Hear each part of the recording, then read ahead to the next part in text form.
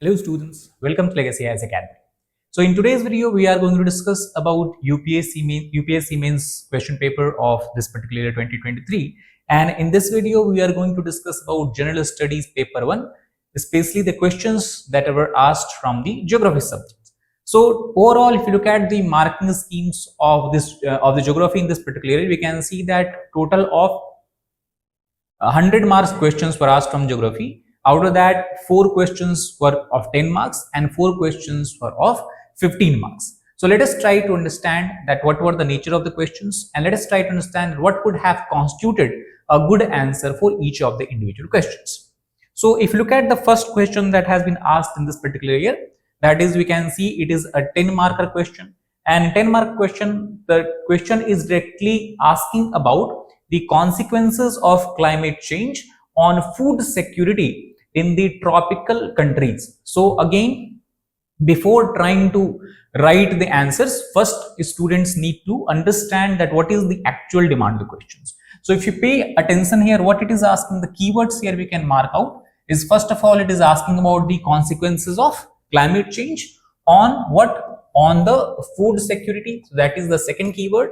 And third, it is not asking about the consequences of climate change and food security at a global level. It is specifically asking about the consequences in which regions of the world? In the tropical countries of the world. So our answer should be basically limited to the demand of the question. And thus a good way of starting this question can be, first of all, you can start by definition as well, because we have two terms here. One is the climate change, second is the food security. So simply you can try to define in few words what is climate change, what is food security. Climate change in simple words can be defined as any long-term changes that we see in the weather patterns all across the world due to multiple factors. You can give examples as well. Similarly, food security we can define in simple words as accessibility to the nutritious and adequate amount of food at affordable prices to a large section of society or to the masses of the society is what we can consider as food security. And then, since it is a geography questions, and general rule of thumb is that if question is of 10 marks, you should try to at least make one diagram, obviously relevant diagram or map. For 10 marker at least one, and for 15 marker at least 2. You can even make 3 if there is a possibility of that. So introduction, as we discussed, you can start with the definition. Also, the other way of writing a good introduction can be talking about the major findings of the report as far as the food security is concerned. So this will be a traditional way of starting the introduction if you're going through the definition, or the other way, if you're trying to link the question with the current affairs, you can try to talk about what the World Bank is saying about the food security at the global level, what the IFPRI, that is International Food Policy Research Institute, it's saying, or what its findings are saying about the food security. So here we can quote about, like for example, IFPRI, it comes up with report every year, and it said about 67 million people in the tropical regions basically will have problem in accessing adequate amount of food for their sustenance or for the survival. So this is some way of starting your introduction to this particular questions. Once you are done with the introduction, you can then come to the main body of the questions, and main body of questions obviously will be dealing with the consequences of climate change. Now here, if you talk about it, what is the possibility of making some map or diagram? So obviously, since tropical countries is asked, you can draw a very short, or in a very short period of time, basically outline of world map, and outline of world map you can show the tropical countries. So tropical countries will be obviously situated roughly between 23.5 degrees north to 23.5 degrees south. And here you can highlight the major countries of each of the continents, such as you can highlight Brazil in South America. Here we have Amazonian rainforest. They can highlight some of the countries in the equatorial regions of Africa.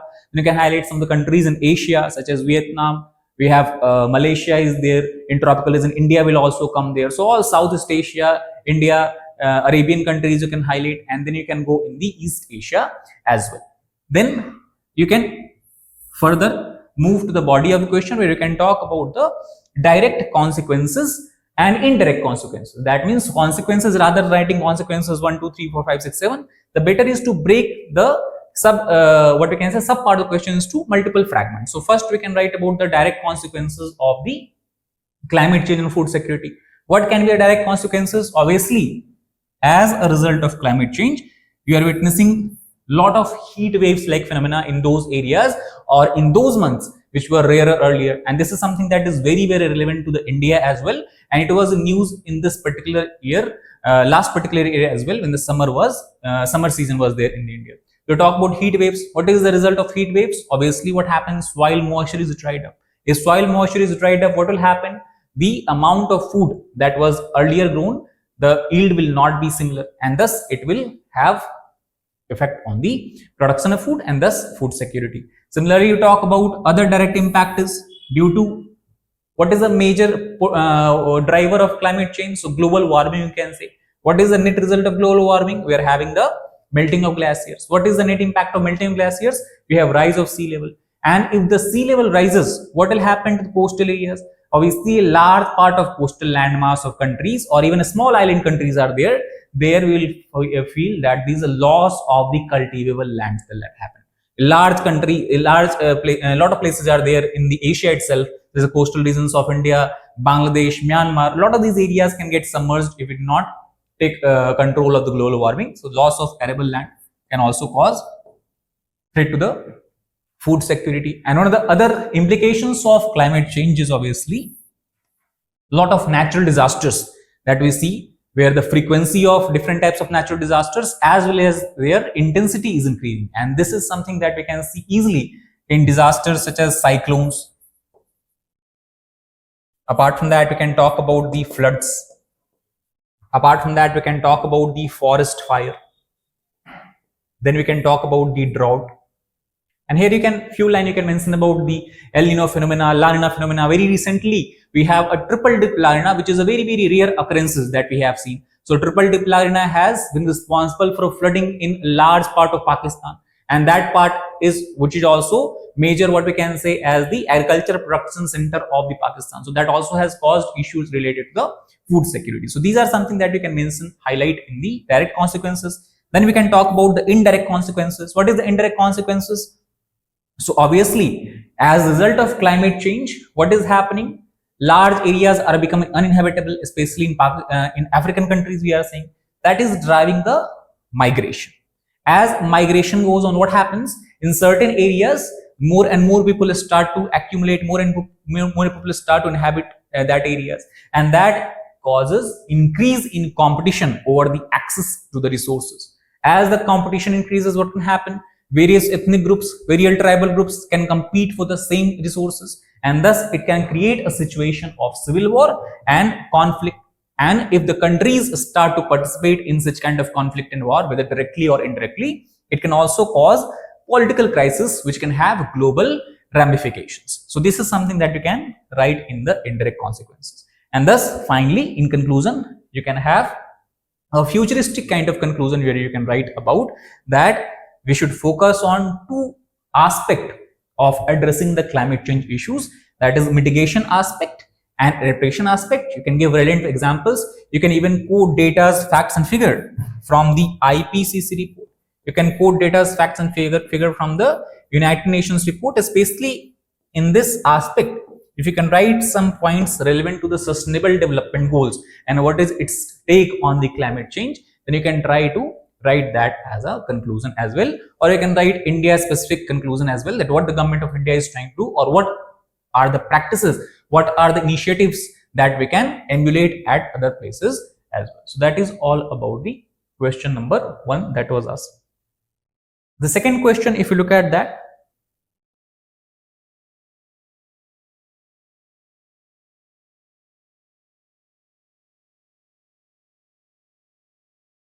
again, it is a straightforward question where it has been asked that why is the world today confronted with the crisis of availability of and access to freshwater resources.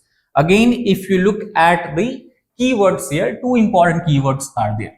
One, obviously, question is simply asking about the freshwater resource crisis, but it is talking about two types of crisis. One, there is a crisis of availability of fresh water, and second, even in certain areas, if there is availability of fresh water, there is a problem in accessing this fresh water by many communities, by many people.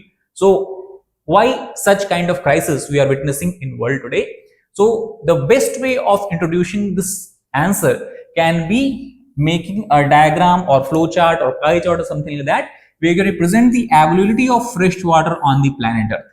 This is something that is very easily given in NCERTs, and as we have talked many times in the class as well, you have a diagram where we know that the Earth is considered or called as a blue planet. Why? Because we have the dominance of water on the Earth. But we know that only about 70% of the Earth is covered by ocean water. And if we talk about the water overall, 97% of water is ocean water. That means largely it is saline water which cannot be used directly for consumption purposes. So only 3% is fresh water. And also this fresh water is basically more than 90% of this fresh water is locked in the form of glaciers and ice sheets that we cannot access. So very limited amount of fresh water we have, which we can access either through the groundwater reservoir or through the lakes or canals or through rivers. So that is something you can highlight there. Then apart from that, we can also talk about what is the status of freshwater crisis at the global level and at India level. And here you can write about few points, few reports that UNICEF is saying that by year 2030, 50% of world population will have to face some sort of water scarcity. Or you can also talk about the 700 million people, as per a recent report released by the United Nations Water Agency, intense water scarcity related displacement will happen. And that will again drive a lot of unrest, political crisis and civil war and conflicts that we have seen in the last question. So that is something which can be part of the introduction. Then in the main body, what we have to discuss? Obviously, the reason behind the crisis of availability of and access to freshwater resources. And what can be the major factors here? So first is the climatic factor. That means the climatic reasons behind the water scarcity, freshwater scarcity. Here you can try to briefly define what is the climatic factor. Obviously, climate change is happening. What is the result of climate change? We are witnessing rapid melting of glaciers. Now, if we talk about India, what will the impact of rapid melting of glaciers? So in India, we have glaciers where? In the Himalayas. So when the glaciers are melting at a rapid level, at a higher rate, in a short period of time, what will happen? You will feel deluge, you will feel or witness floods in the river valleys, in the river basins. But over a long period of time, what is happening? The resources or the sources of the fresh water or the river water in case of India, countries such as India, it will start to dry up, and thus in long term will witness drought-like situation. That means a lot of people who are having access to freshwater resources today, there gradually what we'll observe, they will start facing the scarcity. Other factors what you can write about, that due to climate changes, what is happening? The pattern of precipitation is changing. That means the pattern of rainfall is changing, and especially its impact is something that we also are observing on monsoon. So then we can talk about, as the precipitation pattern changes due to climate change, what will happen? Some area will receive heavy amount of rainfall, some area will receive lower amount of rainfall. So this kind of uneven distribution of fresh water via rainfall is also another reason behind the freshwater resource crisis that some regions can witness. You can obviously give the examples of India as well and other important countries as well. Apart from that, what else we can write about? The second factor is the population. Recently, global population has touched 8 billion figure, and thus as the population is growing, but at the same time what is happening? The fresh water that we have on the planet Earth is limited. So as the population grows, what will happen? We'll have more and more competition for access to the freshwater resources. You can give a very good example of India as well. India is home to 18% of the global population.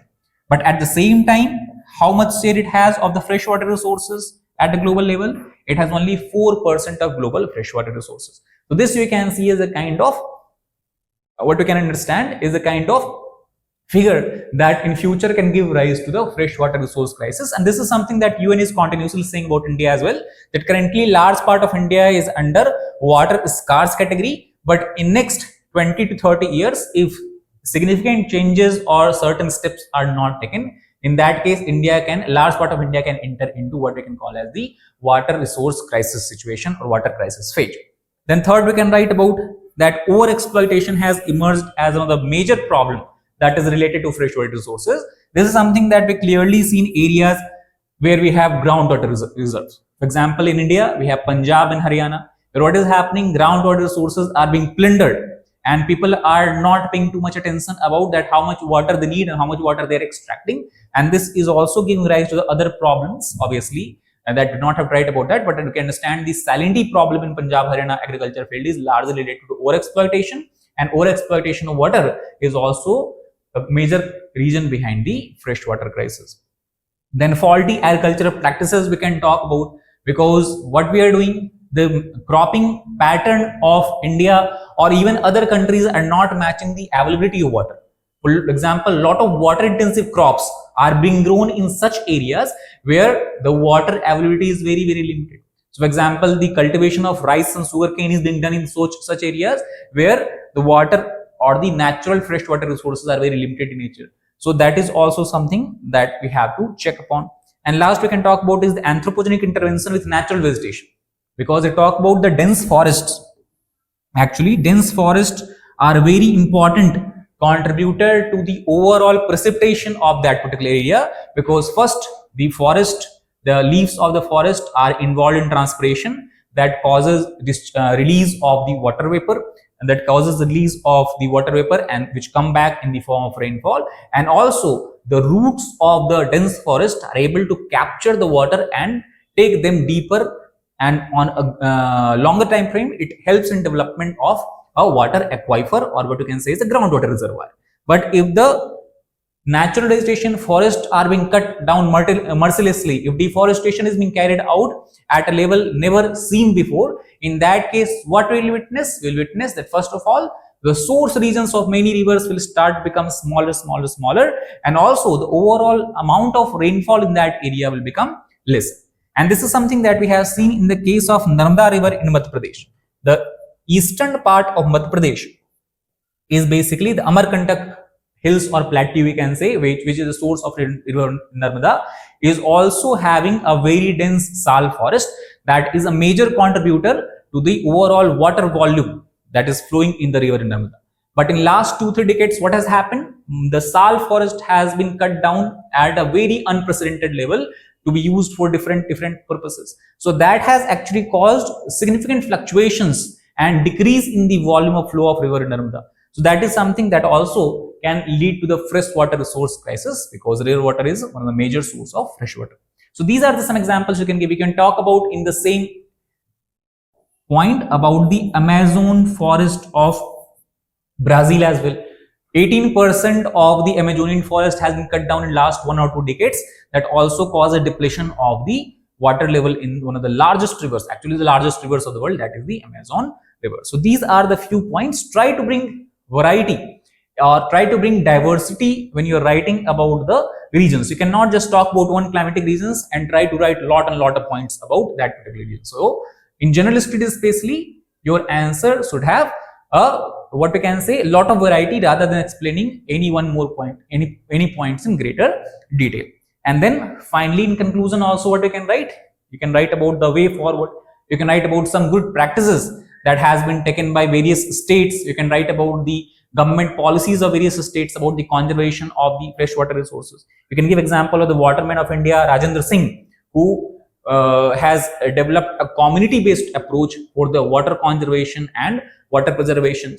He has also talked about, we can also talk about the water recharge or rainwater harvesting and all these kind of things. So these are something that you can give example in the way forward or conclusion. So that is how you can write this answer. Obviously it is a 10-mark question, so not have a lot of scope of writing very detailed answer. So try to bring variety. That is how you can address this question.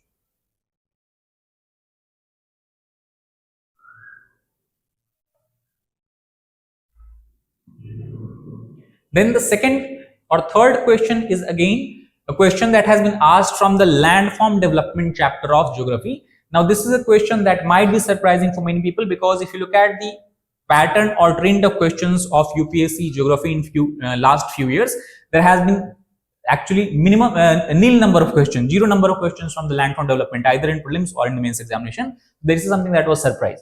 So question, however, is very simple in nature. If you have been through the NCERTs at least of class 11th, then you know about the term that is the fjords. So question is very straightforward, that how are the fjords formed and why do they constitute some of the most picturesque areas of the world? That means question is basically divided into two parts.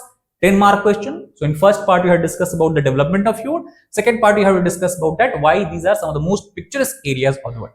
So how you can start the introduction of this question? Again, it is a geography question. So you have a very good scope of making a map. So you can draw world map, outline of world map as quickly as possible. And on this outline of world map, you can see, you can basically shade the areas where we are having the major fjords. For example, you can talk about countries. You can shade the countries such as Norway in Scandinavia, known for fjords. In South America, you have Chile is there. In North America, you have Canada. Then in Oceania, you have New Zealand. So these are some of the countries which are having the highest number of picturesque, beautiful fjords, and thus you can show them on the world map.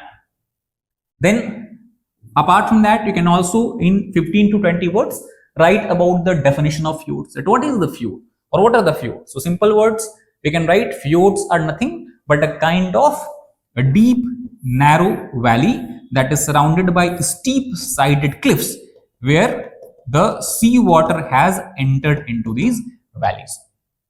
Then the main part of the question should be discussing about the formation of fjords, where you can talk about that how glaciation and retreat of glacier is responsible for fjords. So basically, if you talk about what are fjords, how fjords are formed, you have to describe simply that fjords are generally kind of U-shaped valleys.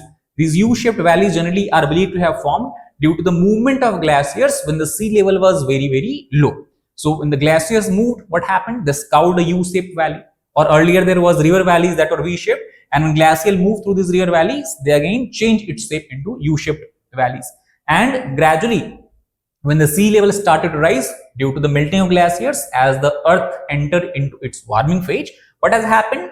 The sea level rises and the valleys that were formed by the movement of glaciers start to melt and start to retreat back, and the sea water due to its rise in the level started to enter into the valleys that is covered by this glacier. So that is how we can explain the formation of fjords. And third part of the question is that why it is the most picturesque area of the world. Here you can write 4 or 5 major reasons are there. First of all, if you look at the nature of the physiography or topography of the fjord itself, it is basically what? Steep sided valleys, and there you have the movement of the sea water. So this obviously is a very, very picturesque region. Second, what happens? Many times when the glacial moves, if you have studied the landform development, you know that when we have a U-shaped valley like this that is formed by glaciers, there are a lot of small glaciers are there that are situated on the highland areas, upper areas, and from them when they retreat, when the melting happens, a lot of waterfall development happens.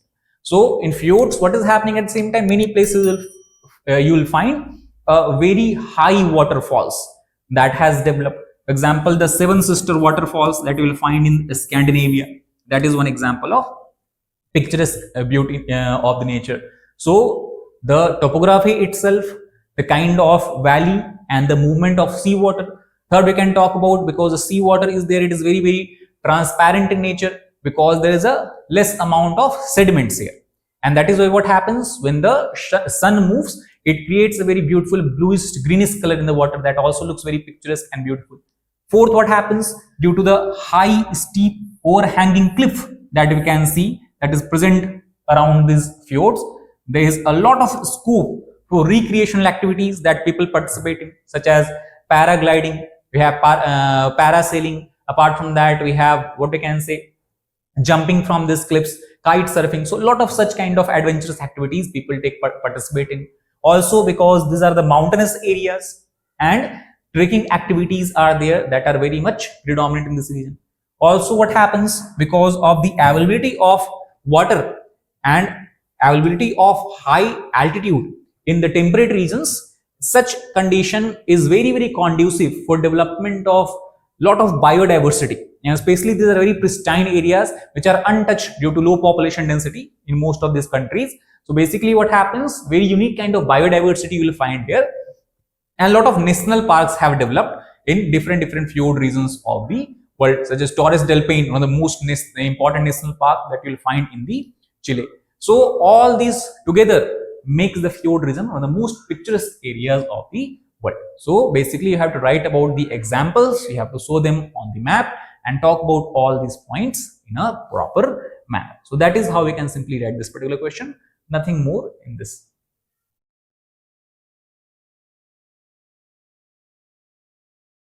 After that, next, if we come to a question that is the last 10 marker question, that is again a very good question actually. The question is about monsoon, but they are not asking traditional questions about monsoon or simple straightforward questions about the monsoon. They are asking that why is the southwest monsoon called Purvaiya? Purvaiya means from Purab, that is easterly, in the Bhojpur region. Now, first of all, many people might not be aware that what is the Bhojpur region. So Bhojpur region is basically a region in the state of Bihar. So why is the southwest monsoon called Purvaiya in the Bhojpur region? Second part of question is that how has this directional seasonal wind system influenced the cultural ethos of the region? So it is very good question, very beautiful question.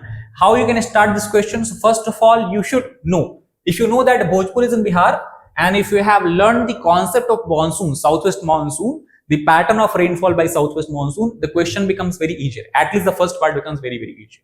How? So we know, if we try to draw the map of India, and we will talk about the southwest monsoon as we have discussed in class as well. The southwest monsoon is basically divided into two branches. One branch that enters India via Arabian seaside, that is the largest branch actually. So if you look at the flow pattern of this branch is coming from where to where? From the west to east. So this is kind of westerly branch. The other branch, basically what happens, the same southwest monsoon flows like this, and here you have the Myanmar, where you have a mountain that is called as Arakanio mountain. So this Arakanio mountain acts as a climatic barrier, geographical barrier, or more precisely we can say orographic barrier, and this deflects this southwesterly monsoon winds in this direction. And thus, if you talk about this is your West Bengal, then you have Bihar, Uttar Pradesh, Delhi, Punjab. So along the Ganga river plain, this branch enters and move all the way up to Punjab in the north. Thus, Bihar will be somewhere around this region. So if you talk about the southwesterly monsoon winds, how will the people of Bihar witness these winds? They will not witness as the winds coming from west to east. They will witness as the winds are coming from Bay of Bengal region, and they are moving from east to west direction. And it is due to this region, we are calling the monsoon wind in Bhojpur region in Bihar as what? As Purvaiya, as the easterly winds. So this is something that you have to explain with the branches of monsoon, drawing the proper diagram, locate the Bhojpur region, or simply draw the Bihar map, roughly outline, and you can represent the Bhojpur region there, and then that is the first part of your answer. So map of monsoon arrival India, discuss about the Bay of Bengal branch. So Bhojpur region on the map of India. If you are done with these three things, then you have written a very good answer for at least the first part of the question. Now, if you talk about the second part of the question, obviously people who are not aware about the culture of Bhojpur or culture Bihar, they might find the question to be a little bit difficult in nature. However, if you talk about the impact, what is the impact on the cultural ethos? So first of all, what is the culture? Culture is nothing but agglomeration of lot of different things, such as agriculture, dressing pattern, festivals, social bonding, folk song, and all these things. So all these are impacted to some extent by the easterly wind Purvaiya. How? If you talk about agriculture, so what happens? As the easterly winds blows during the monsoon time, it causes heavy rainfall because Bihar, Bengal is situated near to Bay of Bengal. And due to this, what happens? There is availability of sufficient amount of water in the rivers. And obviously these regions, like Bhojpur regions and Bihar region overall, is also known for the flow of the longest river of India, that is Ganga. So river water is there, perennial rivers are there, plus monsoon rainfall is happening. So due to this overabundance of water, what kind of agriculture crops farmers will be growing here? So obviously the answer is the cultivation of rice becomes very dominant in this region, the paddy cultivation. And thus the rice has become a kind of staple food for the people in this region, that you can write about the first part of culture. And thus you can also add here, because rice is a staple crop, rice related many food that has developed in Bihar, such as chura dahi. That is one of the most popular dishes from Bihar. So chura dahi is nothing. Chura is nothing but a kind of flattened rice that is eaten with the dahi, that is your curd and jaggery. So that also has given rise to a special kind of unique food practices. Then second, we can talk about the dressing pattern. Because of the Purvaiya winds and all this dressing pattern earlier, before the monsoon arrival, what kind of season we have? We have very hot loo winds are blowing through. Summer season is there, so people are wearing cotton based clothes, people are wearing dhoti, kurta, this kind of clothes, that you can talk about. Third, we can talk about festivals are there. As the monsoon arrives, it not only is beneficial for the agriculture, but also provide a sense of relief to the people of Bhojpur from the hot climate that they are witnessing in the summer season. It provides them relief from the dry, dusty, hot loo winds that are blowing through this region and causing problem to the people. And thus many festivals are there that take part in this region, such as Tej festival is there, that is related to the arrival of monsoon. We have Chhat festival that happens in the late monsoon, because during monsoon what happens? A lot of the canals are there, rivers are there, they are flooded with water, and thus Chhat festival, which is the most important festival of Bihar, is celebrated. Imagine if there was no monsoon rainfall, then canals, rivers would have been remained dry, and then Chhat festival would not have been celebrated in the way that it is celebrated now, because people go there and take blessing from the sun god and all this. So Chhat festival, Tej festival you can write about. And also this is very important for the social bonding, because the arrival of monsoons is related to the season of Shravan. And in the season of Shravan, what happens? Generally, the Bhojpur region, you have practice when the family of bride basically visit the family of groom with certain sort of gift. So this gift giving does not have any important economic role. The main role it plays is a strengthening of social bond between the wife's family and the husband family. So in one way, Purvaiya is also influencing what? Social bonding, social solidarity between different kin groups. Then you can talk about several folk songs and dances are there that are influenced or inspired by the Purvaiya winds, such as Jhijia folk dance is there, Kajri folk dance is there.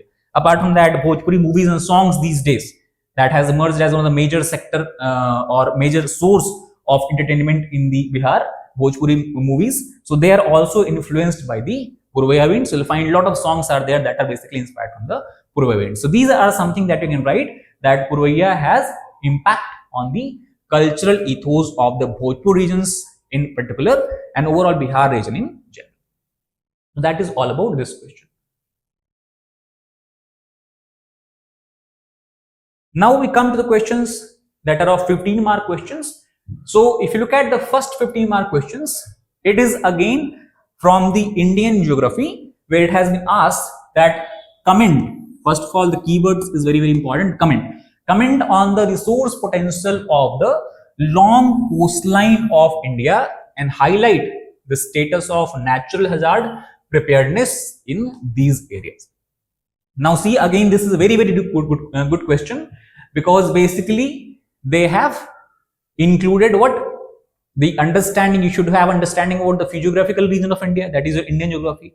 Then you should have understanding about the economic geography, because they're asking about the resource potential.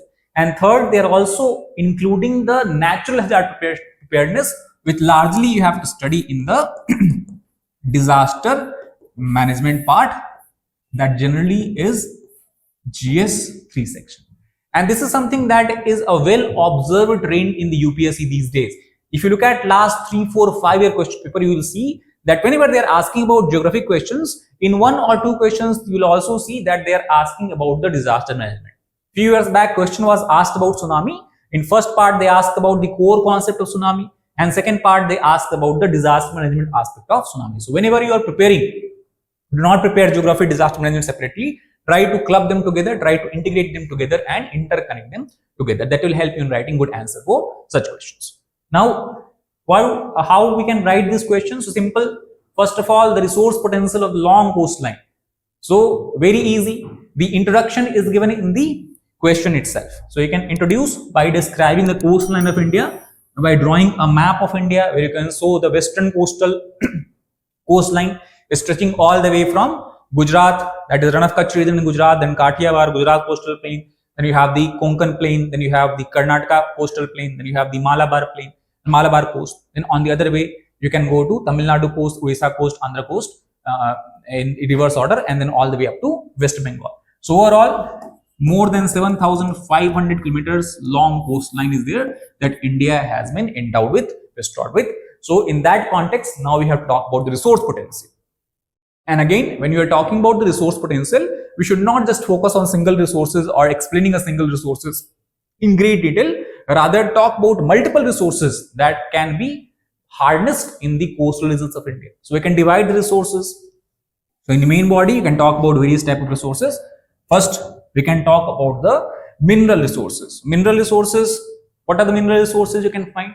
So you can start from the state wise. So in the Gujarat region, Maharashtra region, what do you have? You have Bombay High. That is one of the first and the largest natural gas field of India. Then you can talk about the desert. In Kerala, what do you have? You have the monazite sands are there, which can emerge as a richest source of thorium, which we can harness for the nuclear energy generation in the future. So these are some of the mineral resources you can talk about. Then food resources, obviously, this long coastline of India is basically made up of a narrow strip of coastal plain in the west and a slightly wider strip of coastal plain in the east part of India. And then you can talk about the major valleys are there, like Narmada, Tapi valleys we have. That is Gujarat coastal plain. Then we have in Krishna Godavari basin is there, Kaveri basin is there. So Kaveri delta regions are there, Krishna Godavari delta is there, Mahanadi river delta is there. So all these deltas are bestowed with very, very fertile alluvial soil, and thus they produce a variety of crops at a very, very higher yield at greater yield. Then obviously we can talk about the fisheries sources, because the coastline of India, we have fisheries that has emerged as a major occupation of many coastal communities. We can talk about the harnessing of energy, such as around the Gulf of Kutch region, tidal energy can be harnessed. As the winds are blowing continuously from west to east or east to west along the coastal areas, so there is also a good potential to harness the wind energy. And as we see, the Tamil Nadu is one of the leading producer of wind energy in India, that is a coastal states. So that is what we can talk about. Apart from that, we can also talk about, due to the structure, especially on the western coastal plain of India, due to indented structure of the coastline, there is a huge scope for development of variety of number of ports. And that is why a lot of major ports you will see stretching all the way from the Gujarat, Maharashtra, Karnataka to Kerala, and some ports are there on the eastern coastal side as well. So these ports are very, very important for flourishing of the maritime trade of India with other countries. And that is why we know that about 90% of India's trade by volume takes place via the major ports of India. So these are some points. Obviously, you can add multiple points as well, but this should be the major point that should be part of the main body of this particular answer. And third part, we have to highlight the status of natural hazard preparedness in these areas. So before highlighting the status of preparedness, we have to first talk about what are the major natural hazards that the coastline of India has to witness. And what are these hazards? So obviously, the major hazards are cyclones, especially we talk about the eastern coast of India. And there you should try to write about recent examples actually. For example, in talking about the hazards of cyclone, write about the most recent cyclones, few cyclones that India has witnessed either on the west coast or east coast. Second, you can talk about the tsunami. So tsunami, fortunately, India has not witnessed any significant tsunami since 2004. So you talk about 2004 tsunami. Apart from that, coastal flooding is something that is very, very common phenomena that is also related to the cyclones. So coastal flooding you can talk about. Coastal erosion you can talk about, that is also another major natural hazard.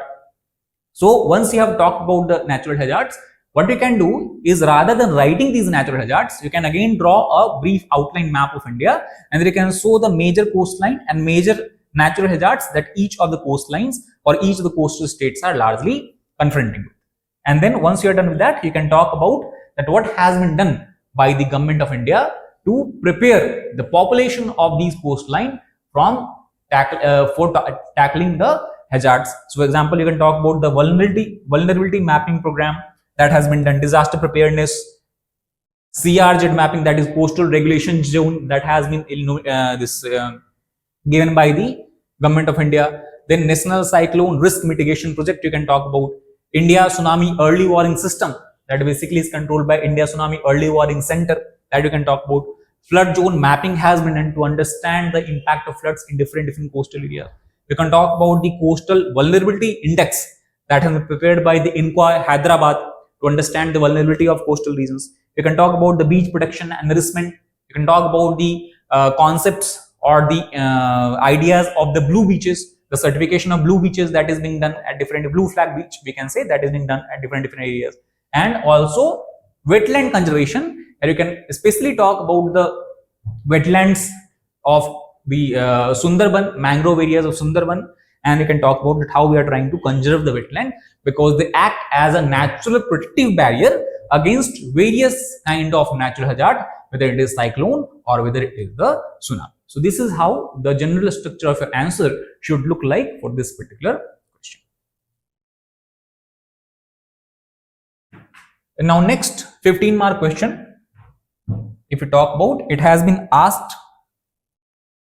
about again the diversity of the natural vegetation.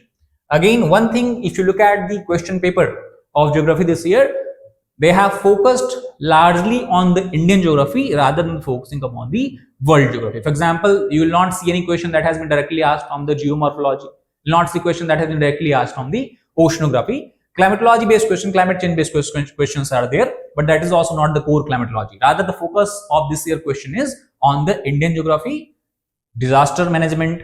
We talk about the what you can talk about the resource potential, economic geography of Indian geography, and the monsoon and all these things.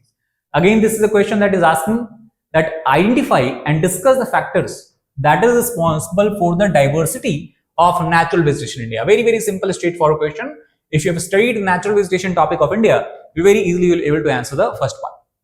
Second part is assess the significance of wildlife sanctuaries in the rainforest region of India. Again, very specific questions. And this is something where we can see the question is also trying to incorporate the points that you might have learned in the environment and biodiversity subject.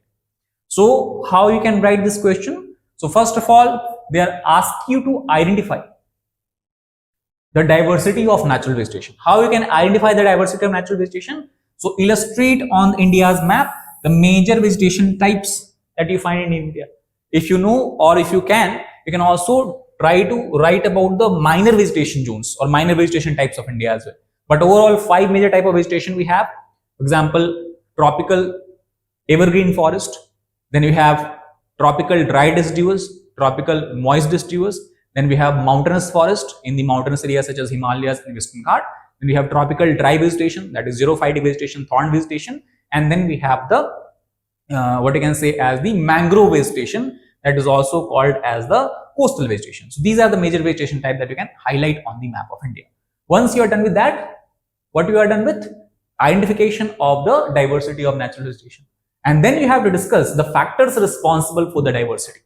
And there you have a lot of scope. Whatever you have learned in the Indian geography, even if you remember the name of the chapters, all these chapters in themselves are independent factors for this particular natural vegetation. And that's what factor we can witness right here. We can write about the climate-based factor. India itself is a very climate diverse country. For example, if you look at the Tropic of Cancer, it is passing somewhere through the middle of India. And as it is passing somewhere through the middle of India, what happens? The upper part of India comes in the temperate zone, the lower part of India comes in the tropical zone. So this is something that is very unique. You can write this in the climatic factors. Second factor you can write about the physiographical biodiversity. Physiographical diversity that we see in the case of India. In the north, you have the loftiest mountain in the world, that is Himalayas. In the west, you have one of the driest regions in the world, that is the Thar Desert. In the east, you have the wettest place on the earth, that is in the form of Mawsyn Ram and Cherrapunji. In the south, you have one region that is orographic effect you will see here, where you have Western Ghat mountains, and the other hand you have the Eastern Ghat mountains, then you have the Central mountains, you have Aravallis. So we talk about the different diversity that you see in the physiographical terms of India. We have plains, we have plateaus, we have mountains, all. Then third, we can talk about the soils, because any vegetation grows in certain type of soils, and India has 8 major type of soil, and each of these major types of soils give rise to a different set of the vegetation. Then you can write about the precipitation pattern, that is a rainfall pattern, and then you can talk about that Wherever rainfall is heaviest, you will find a rainforest kind of vegetation, evergreen kind of vegetation. For example, on the western slope of Western Ghat, or Andaman Nicobar Island, or in the West Bengal, or in some of the northeastern states of India. However, in those regions which are lying on the rain shadow region of mountain, such as the eastern side of Western Ghat, there we witness what kind of vegetation? Tropical thorn vegetation or dry vegetation. Similarly, in Rajasthan, Gujarat, where the winds are flowing parallel to the Aravallis, we do not have any kind of orographic effect. Thus, we have dry vegetation, thorny vegetation. In the northeastern region, where you have the funneling effect and the orographic effect, there in Meghalaya, you have the wettest place on the earth, that gives rise to very luxurious kind of vegetation, that is evergreen vegetation. Then you can talk about the relief, that is a change in slope. In Himalayas itself, you can talk about how the relief impact the vegetation, or how the slope impact the vegetation. The southern slope is steeper, northern slope is gentle. So how that will be impacting the natural vegetation. Or as the altitude changes in Himalayas, how the type of vegetation changes from the deciduous to evergreen, evergreen to deciduous, deciduous to alpine, alpine to finally what we can say as the thorny bushes and a dry kind of vegetation. So that is all what we can write in the factors responsible. And then we have to assess the significance of wildlife sanctuary in the rainforest region of India. Again, here you have a scope of drawing a second map of India, where you can draw the major areas where you will find the rainforest. And then once you have shown the rainforest, whatever wildlife sanctuary you have learned in the environment topic, environment subject, you can write few of the major wildlife sanctuaries there. You can even define what is a wildlife sanctuary. So few in the rainforest regions on the India map. And then you can talk about that what is the significance of these wildlife sanctuaries in this rainforest region. And what are the points that you can enumerate here? Obviously, the major significance is of the conservation. The conservation of what? Conservation of both flora, fauna, and even the people who are living in the forest areas of rainforest region. Then I can talk about how it is related to the eco-tourism, how it is related to the sustainable living, how it is related to the biodiversity protection, because a lot of these rainforest regions of India are home to endemic species of both plants as well as animals. That is what we have talked about. And finally, we can talk about that how the development of the wildlife sanctuaries are related to the habitat protection of the flagship species of India's rainforest. Then you can talk about all the other different kind of species here. So this should be the major structure and theme of the answer for that particular 15-mark questions. And obviously, as we have discussed, you have to draw at least 2 maps if it is possible, 2 diagram if it is possible. You can draw 2 maps of India. The first map, show the major vegetation types. Second map, you can show the major wildlife sanctuary in the rainforest region. So that is what should be done in this particular case.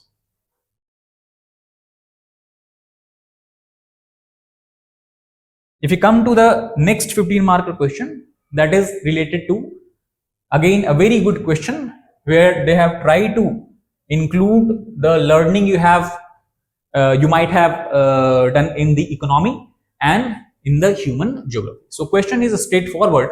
Why did the human development fail to keep pace with the economic development in India?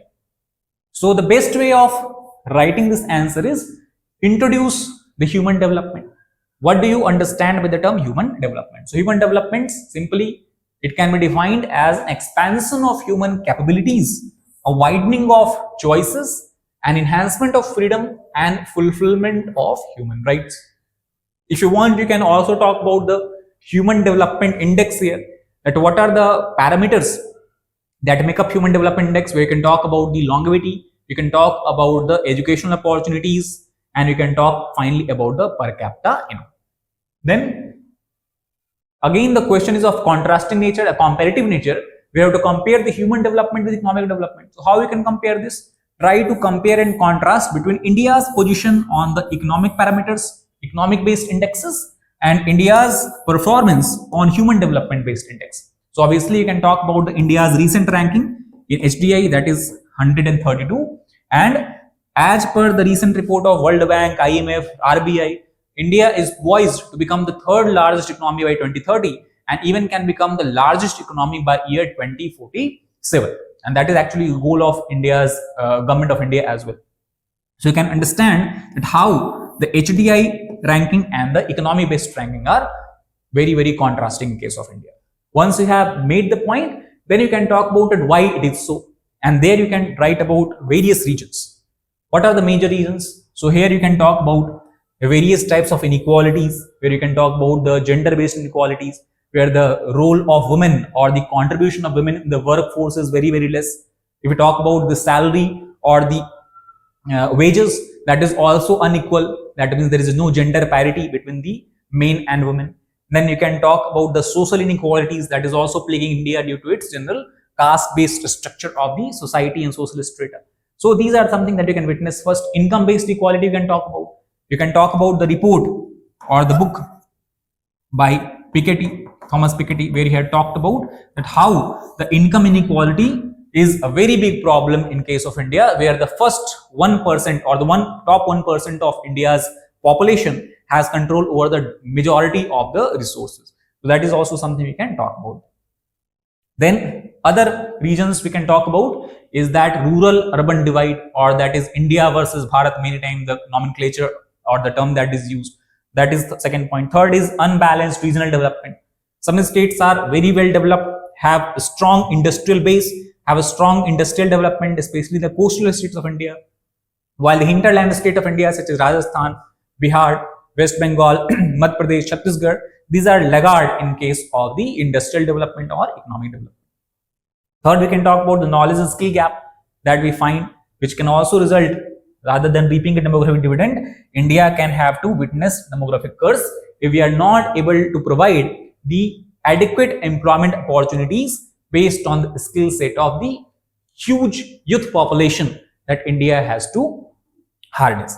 And then you can talk about the major reason behind that being the very, very low amount of spending, 1 to 2% of spending of GDP that is being done on the two major sectors, which is also two major component of the human development, that is the health sector and that is the education sector. So low spending of GDP or percentage of GDP on these two sectors are also one of the primary reasons behind this contrast that we see between the economic development and human development. Then you can talk about conclusion, where you can write about what are the steps that are needed to address this inequality, to address this gap, and reforms that is required in multiple sectors, whether it is a labor market reform, whether it is the industrial reforms, whether it is the reforms in the government policy, whether it is reform related to the spending or the way of spending, that is rather than focusing upon the top-down approach, we should focus upon the bottom-up approach, and thus we'll try to have an inclusive kind of development. So these are some terms that you have to use to make sure that you are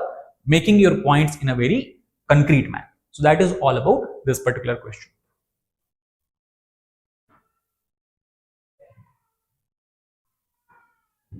Then the last question, that is also 15-mark question, that again is related to food security. Now if you look at that, the food security based question has been asked 2 times. One, where the food security has been linked with the climate change, and second, where the food security of Indian population has been linked with the food the policy or government policies, or we can say agricultural evolution of India since 1960. So question is very simple. A statement is given that from being a net food importer in 1960, India has emerged as a net food exporter to the world. Now simple, you have to provide regions that how this transformation has been witnessed in case of India.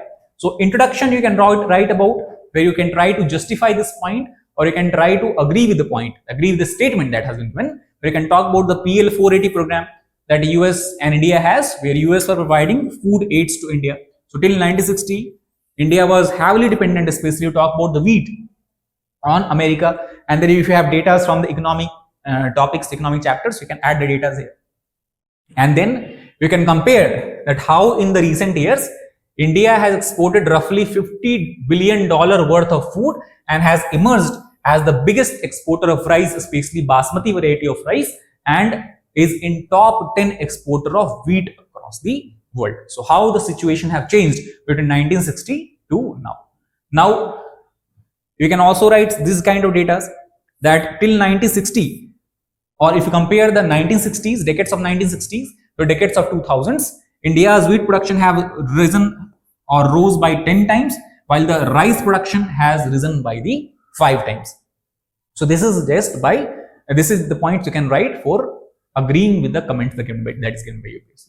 Then you can provide the reasons, obviously, and the most important reason is nothing but the Green Revolution that was introduced in India in 1967-1968 by the legendary M.S. Swaminathan, who got inspired from the Norman borlaug in the South America, and their high yield variety seeds were introduced, different types of insecticides, pesticides, fertilizers were introduced, and this actually changed the entire landscape of the agriculture productivity of India by enhancing the production of rice and wheat by 3 to 4 times within a gap of 5 to 6 years in the 1970s itself. So we can talk about the major themes, that how Green Revolution became successful. We can talk about all the other things about that as well. You can even show on the map of India the states which witnessed most important benefit or major benefits, the state that basically derive major benefit from the Green Revolution. We can talk about the northern states as Punjab, Haryana, Western Uttar Pradesh, and the eastern coastal states such as Andhra Pradesh and Odisha.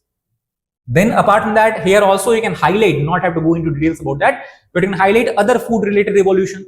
For example, you can talk about the what you can talk about is the white revolution that has happened in the field of dairy industry. You can talk about the yellow revolution that has happened in the field of oil production, what you can say is the oil seeds and all that. So those revolution also you can talk about. Then you can talk about the other potent factor that has contributed in enhancing the agricultural productivity or crop production in India is the focus on the command area development, and that has been done by developing infrastructure for irrigation.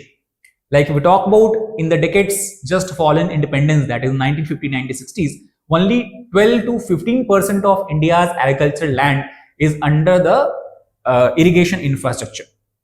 That means about 85% of India's land is dependent largely on the rain, that is rain-fed agriculture we can say.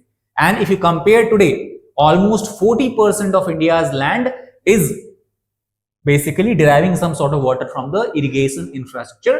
60% of land is still under rain-fed agriculture. So that has been made possible by construction of a lot of dams, canals and all these. For example, you can talk about the major projects such as Indira Gandhi Canal, Narmada Canal, construction of major dams such as that has happened after 1960s and 1970s we can talk about.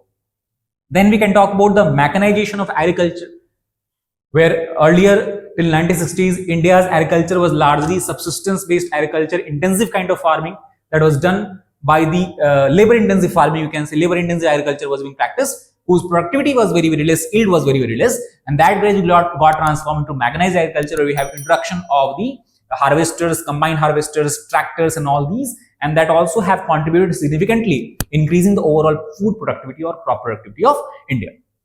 Then government support to farmers, obviously government policies has been a major driver of these increase in the food production, such as concept of minimum support prices that gives a kind of support to the farmers even if they are suffering from certain sort of problems or if there is a sudden oversupply of food crops. Then extension services have been provided, where the farmers are getting more and more knowledgeable. They are getting more and more wider understanding, better understanding of the cropping. For example, the introduction of the soil health card, that is something you can add here. The marketing, lot of things has been done, such as ENAM, that has made easier for farmers to basically sell their crops at a best possible prices, that actually incentivize the farmers to increase their input cost and thus increase the overall crop productivity. You can talk about the Pradhan Mantri irrigation, you can talk about Krishi Sinchai Yojana, and in insurance you can talk about the Fasal Bima Yojana, the two yojanas that has been introduced in the recent years. Then you can talk about the scientific and technological innovation that has been made in the field of agriculture, largely by introduction of GM crops, that is genetically modified crops, or you can also talk about in recent times we have the BT brinjal and GM mustard, GM cotton. These three crops we should generally talk about. However, they are not the food crops, but at least brinjal and mustard is something that is relevant for the food section of the crop production.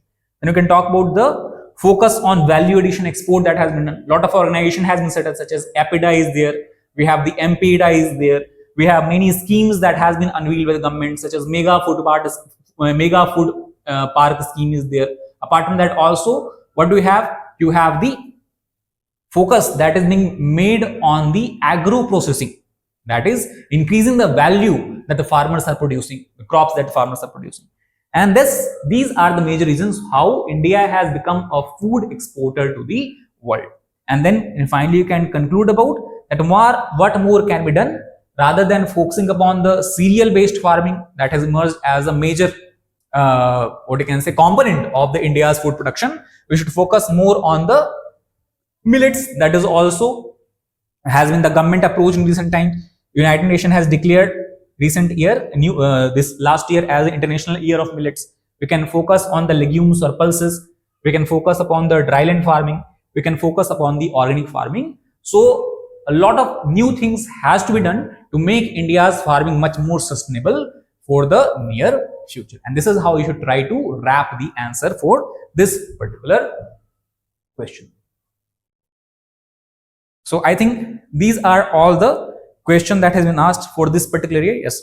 So total 8 questions were asked, 4 questions of 10 mark, 4 questions of 15 mark. So overall, what we can say about the geography subject this year, that whatever is given in the subject or whatever is given in your syllabus, try to thoroughly prepare those topics, those headings, those subtopics, and then try to interrelate different what you can say topics that might not be in the geography but might be related to the geography, peripheral to geography, such as disaster management, such as environment and biodiversity, and even to some extent the economic development, because you also have to study about the economic geography. So if you are doing the preparation in this kind of integrated manner, I'm sure that you will be able to write good answers to such kind of questions which UPSC can ask even in the next year. So that is all for this particular session. Thank you very much.